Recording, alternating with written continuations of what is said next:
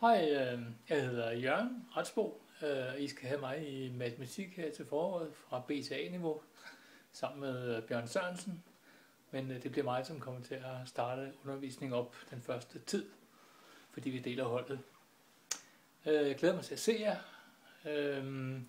og jeg har startet med at lave et lille websted, som jeg vil bede dig gå ind på, hvor der står en række praktiske oplysninger.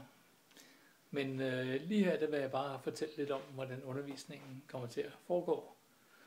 Fordi den kommer til at basere sig en hel del på videoer, som skal erstatte lærergennemgangen af nyt stof henne i klassen. Det kaldes med et fint ord Flipped Classroom.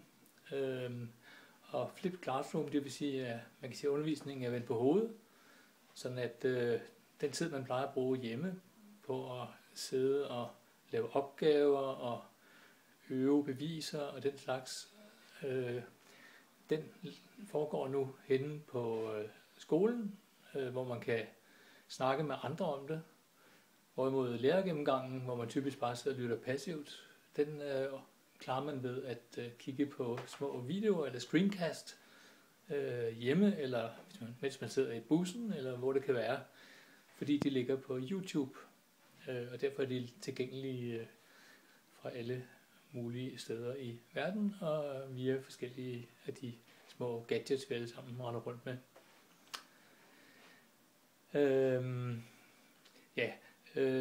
Grunden til at bruge Flipped Classroom for mig, det er simpelthen, at det giver et bedre undervisningsudbytte.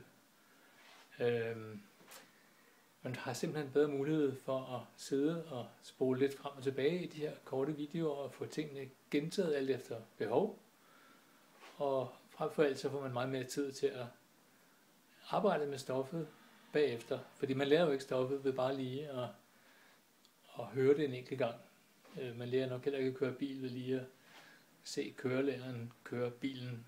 Man skal jo arbejde med stoffet på forskellige måder. Og det kan jo så blandt andet, når man kommer hen på skolen, ske ved, at man snakker med de andre om, hvad det er, man så på videoen, og hvilke problemer der var i den måske. Regne nogle små opgaver, løse nogle små projekter, og andre ting, som gør, at man får gravet sig ned i stoffet på en helt anden måde. Gevinsten er, at der bliver meget få lektier, fordi der bliver bedre tid, som sagt, til at arbejde med stoffet henne i skolen og lave også en række opgaver, som man normalt vil lave hjemme, inklusiv noget af det skriftlige afleveringsarbejde, blik, som jeg kalder det.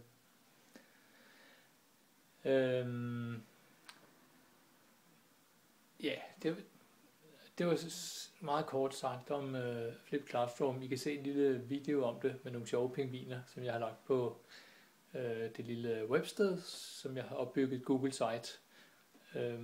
Der vil jeg lige lægge linket til det på fronter. Så kan I se det der, og eventuelt bare nøjes i det store hele med at bruge websitet i stedet for fronter for vores holds vedkommende. Det vil nok for de fleste være lettere at gå til end fronter er, hvor man som kræver login og så videre. Vedrørende det skriftlige arbejde, så bliver der selvfølgelig en række hjemmeopgavesæt, fordi den måde at træne stoffet på, og eksamen, den er jo til dels skriftligt, der er 5 timer skriftlig eksamen her på slutningen af kurset. Jeg lægger datoer på både eksamen og terminsprøve eller prøveeksamen op.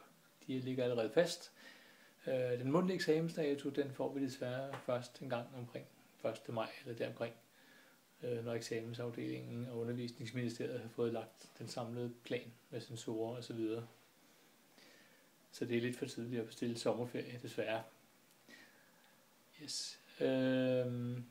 Der kommer også en overordnet undervisningsplan, hvor man kan se, at vi har aflyst nogle lektioner, fordi der er lagt lidt for mange lektioner ind i skemaet, fordi lærerne nogle gange skal på kursus eller andre ting.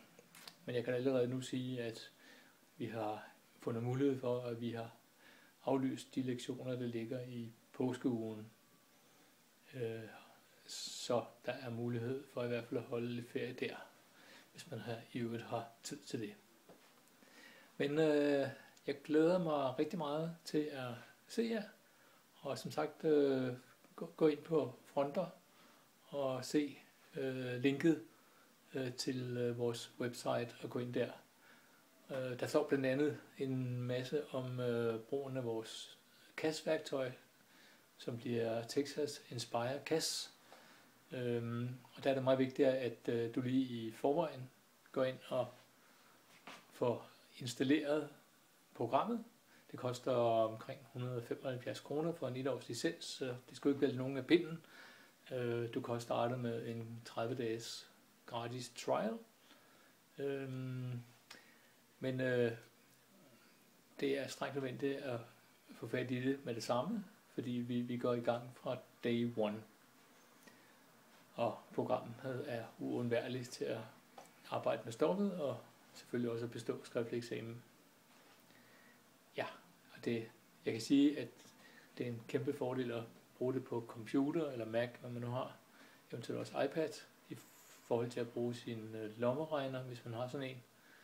Fordi man kan direkte skrive sine opgaver i programmet, og så kan man printe dem ud. Og det giver bare erfaringsmæssigt bedre eksamensresultater. Så for din egen skyld, så se at få programmet installeret på din computer, iPad, Mac, hvad det kan være. Og medbring det fra første dag. Yes, i øvrigt første dag for i bøger, så husk lige sygesikringskortet, hvis du vil have nogle bøger. Hej, jeg glæder mig til at se jer. Og som sagt, Bjørn der får I først at se her lidt senere. Han er på kursus her i starten.